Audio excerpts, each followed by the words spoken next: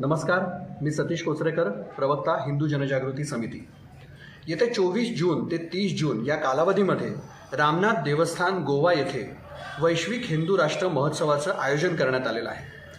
हिंदू राष्ट्राच्या स्थापनेचं ध्येय मनाशी बाळगून संपूर्ण देशातून आणि विदेशातून जवळजवळ 1000हून अधिक संघटनांचे प्रतिनिधी, संत या कार्यक्रमाला उपस्थित राहणार आहे।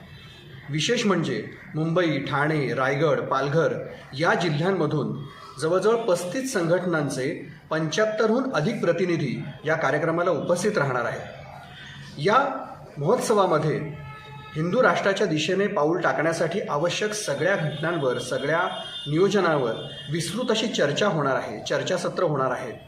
त्याचबरोबर या संदर्भातलं पुढील नियोजनसुद्धा करण्यात येणार आहे।